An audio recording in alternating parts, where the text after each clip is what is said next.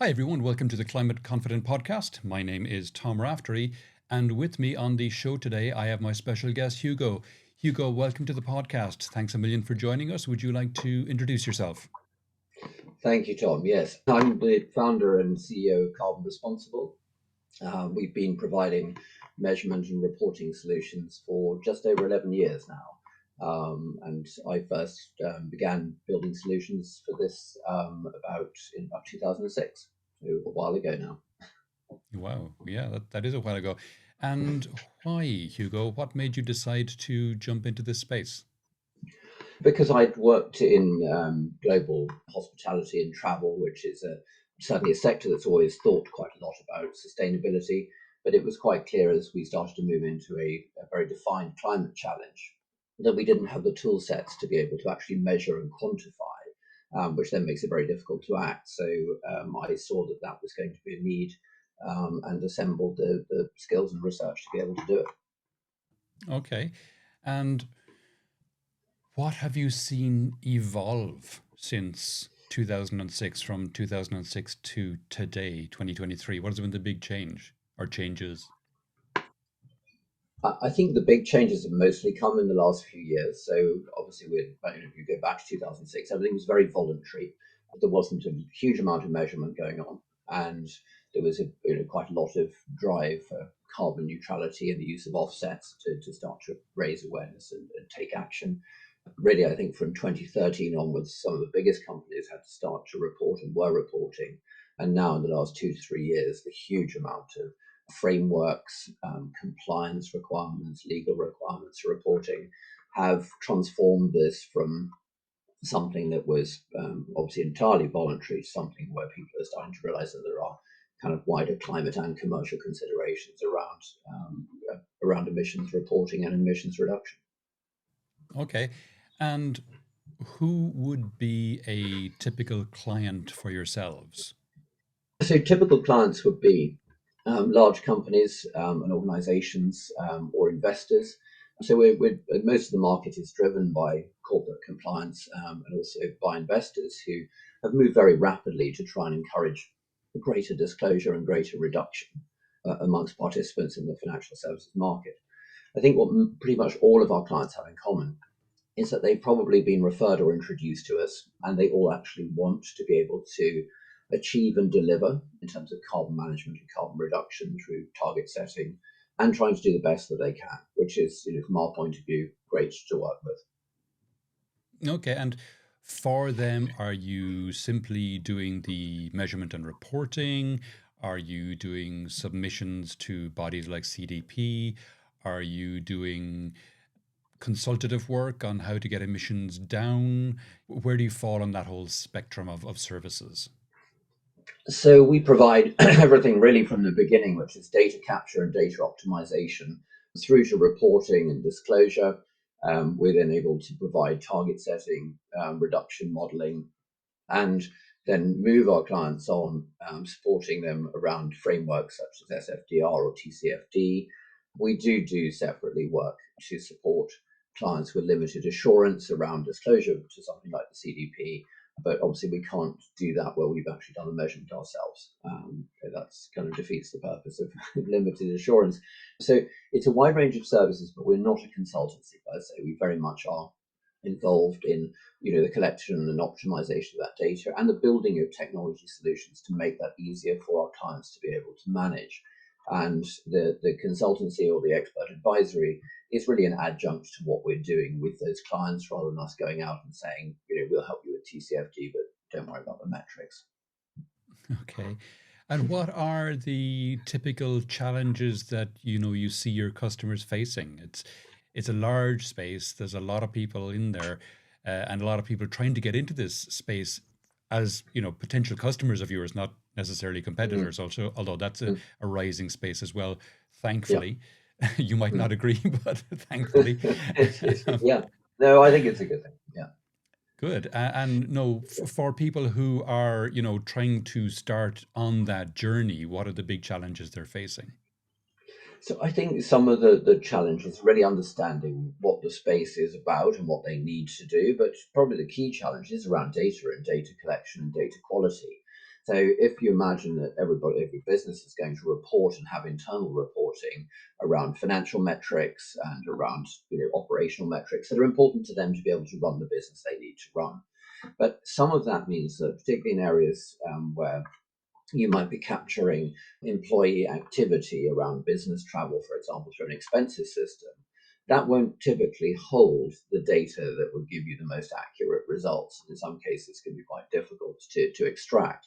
So there are some practical issues that we quite often have to navigate, and it can take a client, anywhere between 12 and 18 months to get to a point where they really feel comfortable with the data, and that data is good enough that we've driven down any estimation areas that may be existent within it, and that they've got data they can use and is actionable intelligence for them and also has commercial value. So we're not just looking at that data from the point of view of how that works for disclosure and how it works for target reduction.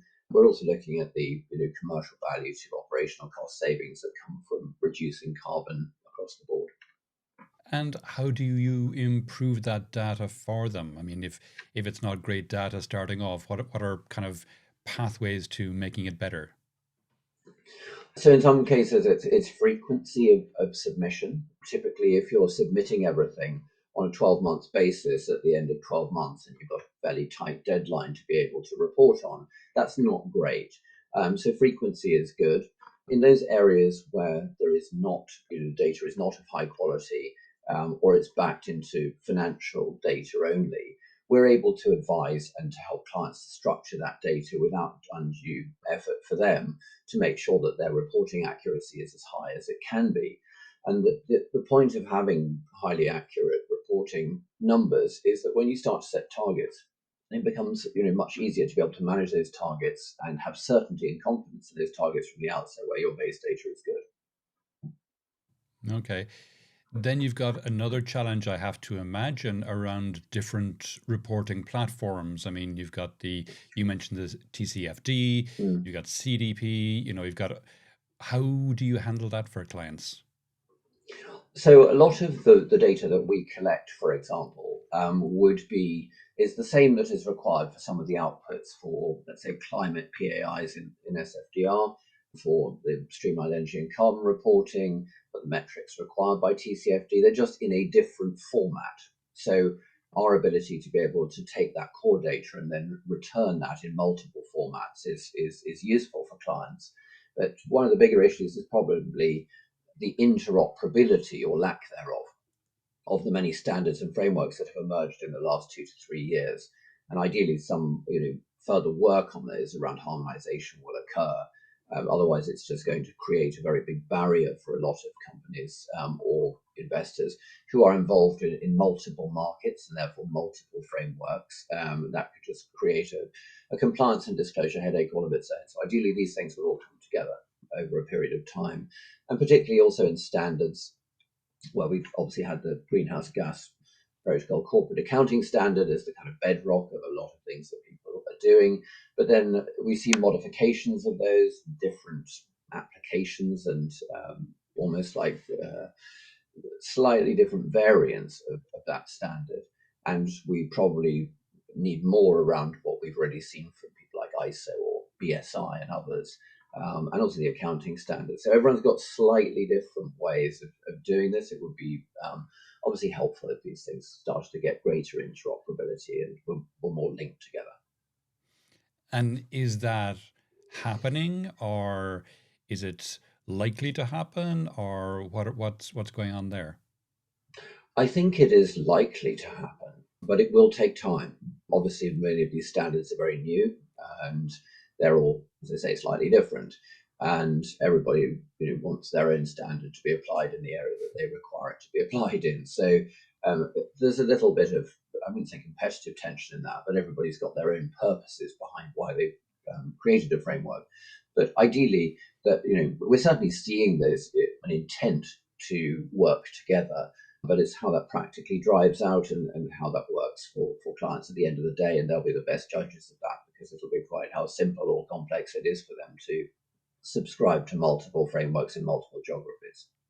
Right. And we're seeing quite a bit of reporting of instances of greenwashing, which, from a reputational perspective, doesn't do this space any favors. I'm not saying it shouldn't be reported, obviously it should. Do you think the lack of interoperability between the standards contributes to that? And how do we fix that? So I think that it's the genesis of greenwashing is probably mostly in a lack of understanding of what the terms mean, but that can run the whole way through to intentional uses of phrases and narrative that suggests action where action doesn't really exist at all. Now, I think that if we just take the UK environment as an example. So the Competition and Markets Authority particularly they looked at retail and travel sectors as an example of this about over a year ago now, and then produced a report suggesting that most of the companies that they reviewed had implicit targets but not explicit targets, and many of them would be found, to be greenwashing in the sense that you and I might describe it. And what they did was to drive out a number of standards and suggestions, which they don't need new laws for because we already have laws on trading standards and traits descriptions and that type of thing. And they were saying that really at the heart of it, if you were going to make a claim, you had to back the claim up with data and metrics that could be easily understood by the consumer. So that's not a kind of 20-page, highly technical report. That is clear numbers that explain why that statement can be made. So I thought that was a good start. We're going to see the Financial Conduct Authority deliver their final view on sustainability disclosure in the coming months. And again, that's quite interesting because it's looking at different categorizations of what funds or financial products might look like, and then has where you're not able to subscribe to any of these things, kind of catch-all anti-greenwash rule, which says that if you're using any of these phrases around sustainability or anything else, that's something that won't be tolerated unless it's backed up by one of the labels that they're suggesting and the criteria that go with them. So I think there is enough clear guidance to people that it's about having some numbers, and I think this is really when we look at the removal of advertising campaigns, for example, because people are saying things are good for the planet, but how is it good for the planet? There are no numbers that suggest that, and therefore we've seen instances where campaigns have been removed. And I think that this has differing areas of risk. So it risks confidence in where everybody's going and what they're doing in the journey to net zero, but it also has significant brand risks. And those are much worse in those areas, particularly in things like potentially fashion and retail, where a lot of this is very much embedded in the brand story. But we've looked at a lot of this. We did a benchmarking survey in 2021 of retail and fashion across the UK, and we found that although we could almost universally find commitments to greater sustainability and products helping the planet, we found only a minority of people were actually reporting, and those that were reporting were not necessarily reporting full impact in a way that their statements would suggest. So I certainly think we've seen that improve to an extent, but that's a huge corporate risk, as we've seen recently with the debate over the carbon offsets, for example, and whether those are a good thing or a bad thing, and that particularly around accounting standards and forestry products and things, that's been a big focus recently. And again, it's one of those areas where sometimes we have seen the use of offsets as a product, but without a real focus on reduction. And so that people are not reducing internally, they're just saying that somebody else will make that reduction for them because they will buy a product to do so.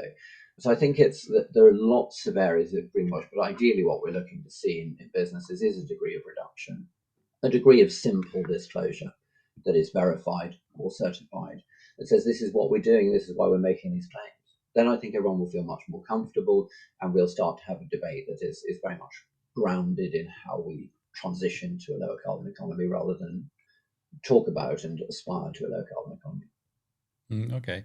And what about things like penalties and enforcement for greenwashing? I mean, if you think of the likes of the GDRP legislation, there's a penalty there of, I can't remember the exact number, but it's something like 5% of annual turnover you can be fined.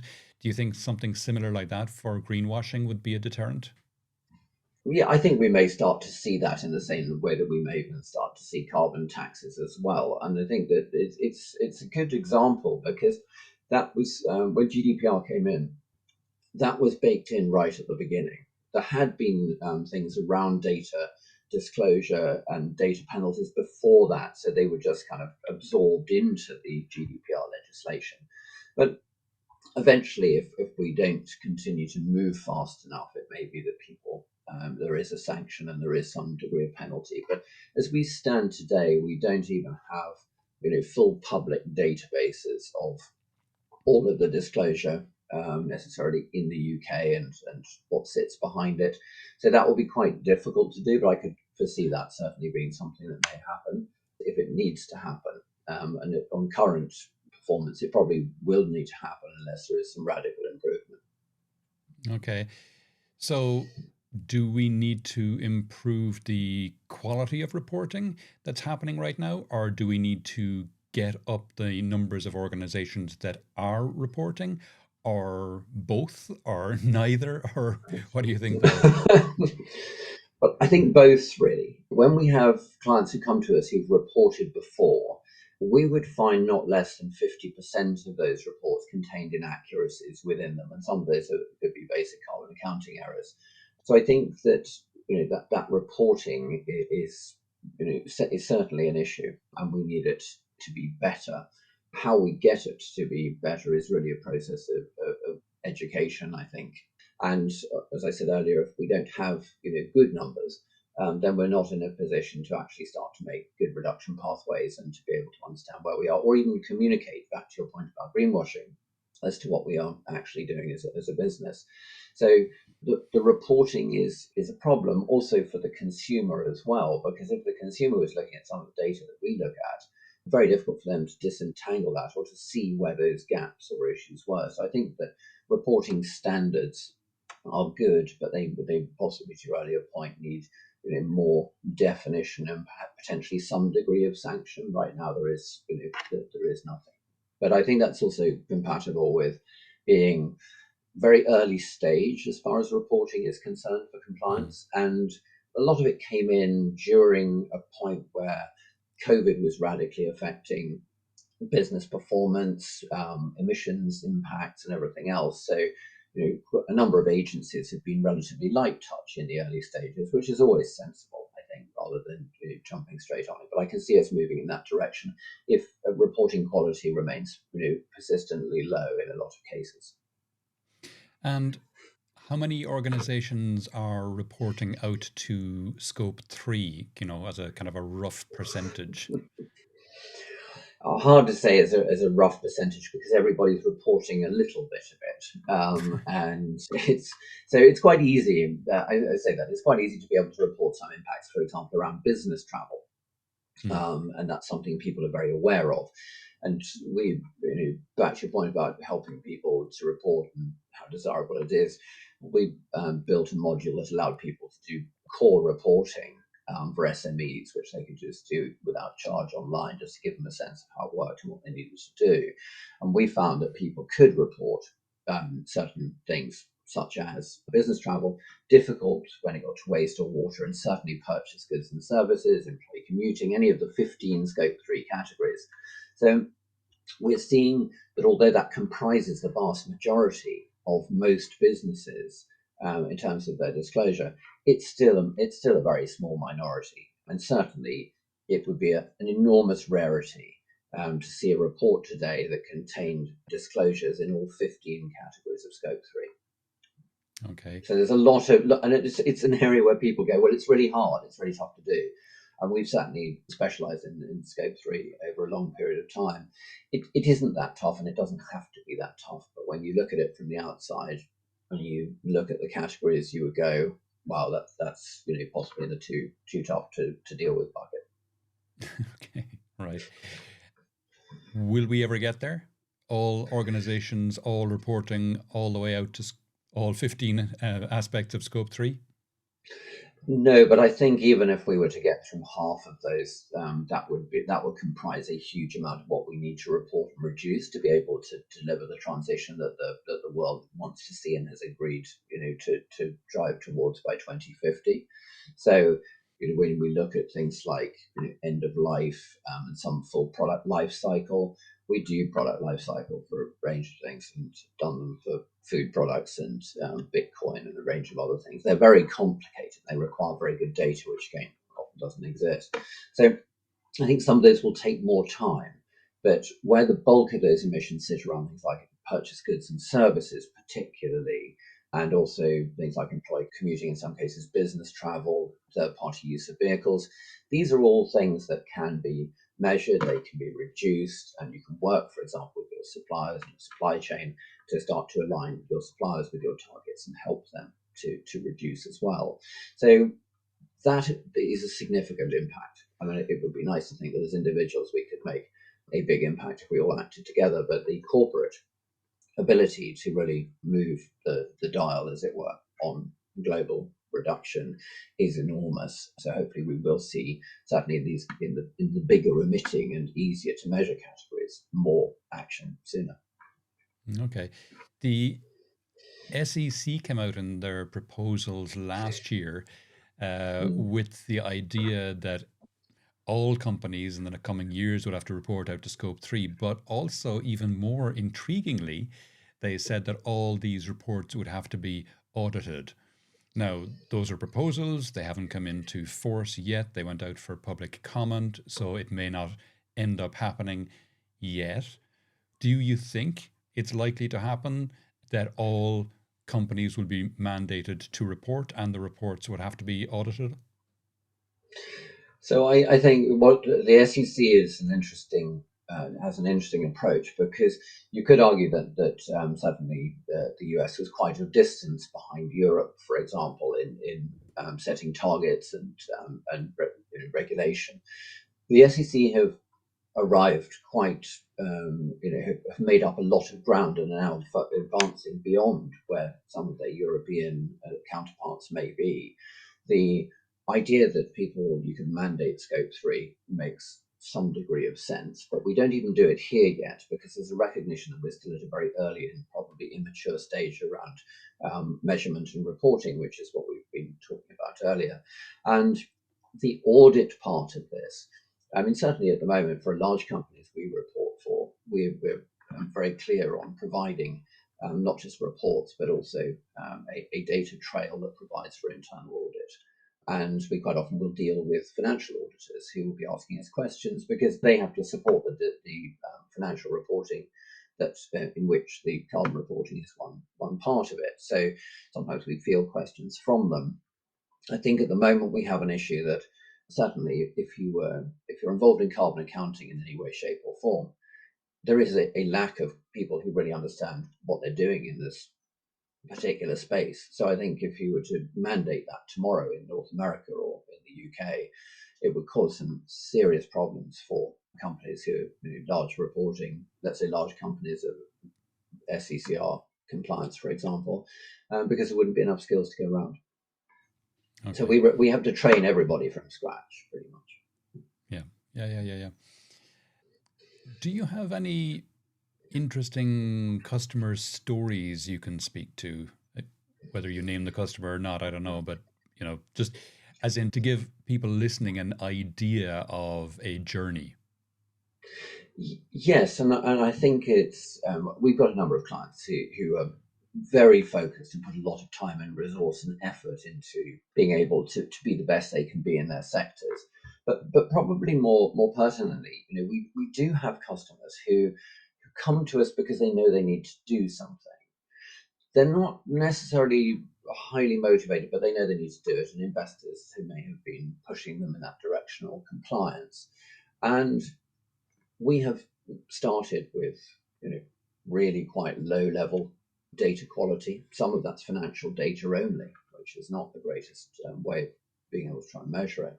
And what we've found is that after people have started the process with that, well, we've got to do this, but we'll just make it as painless as possible for us, and we'll just move on.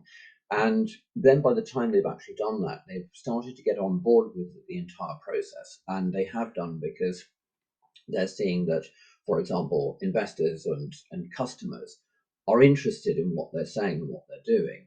And then Right. that feeds through into them wanting to do more granular work around data, for example, and they want better data. And then they're suddenly thinking, well, hang on, the energy prices are really high, and we want to be able to reduce some of the sort of cost and through energy. And we're saying, well, yes, that's exactly what your emissions reduction plan gives you, but you need to be able to report out at a unit level so you can see where your problems are and where you might focus your attention and effort. So it's quite an interesting journey. It doesn't always begin with enthusiasm and wanting to be best in class. In some cases, it's the reverse, but it's really exciting when we get to see clients going through that, and you're in a second or third year of reporting with a client who's really started to hit a degree of excellence that allows them to target set and move ahead of other peers in their sector. Nice. Nice. Okay, great. We're coming towards the end of the podcast now, Hugo. Is there any question that I haven't asked that you wish I had, or any aspect of this we haven't touched on that you think it's important for people to think about?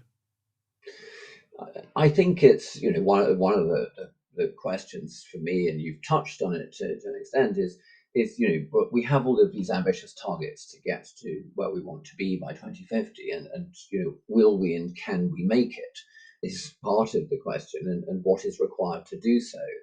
And I think that there that feeds back into what we've been discussing on the podcast today, which is that we need we need people to be able to report. We need good data. We need clear frameworks.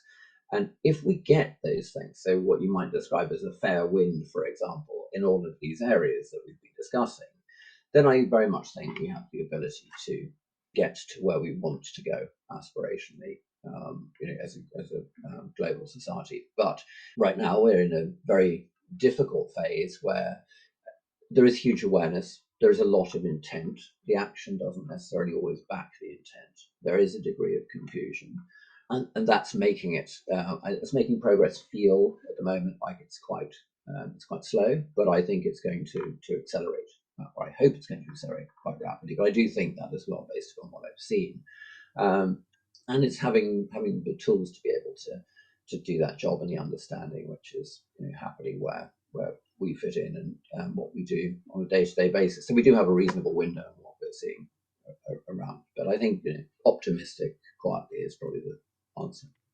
Great. Great. Lovely. Hugo, if people would like to know more about yourself or any of the things we discussed in the podcast today, where would you have me direct them? So they could go to our website, carbonresponsible.com, or they can find us on LinkedIn as well. Both of those places are probably the best places to go to get some sense of who we are and what we do. And obviously, then we can be emailed off either of those two contact points. There are other channels in social that are available, but those are the primary two areas where people can get hold of us and frequently do. Okay, superb. Hugo, that's been really interesting. Thanks a million for coming on the podcast today. Not at all, Tom. Thanks very much for having me.